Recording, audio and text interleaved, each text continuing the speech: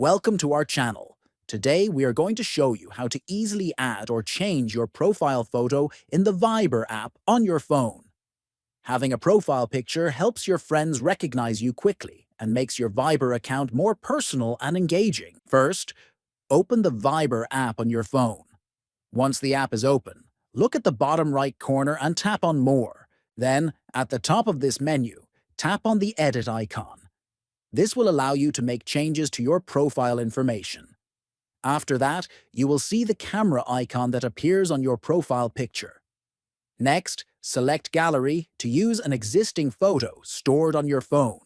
Then, browse through your photos and tap on the one you want to set as your profile picture. Finally, after selecting the photo, make any adjustments if needed, and then tap on Save. Your new profile photo will now appear on your Viber account, visible to all your contacts. Updating your Viber profile photo is a quick and easy way to personalize your account. By following these simple steps, you can make your profile more recognizable and enjoyable for your friends to interact with.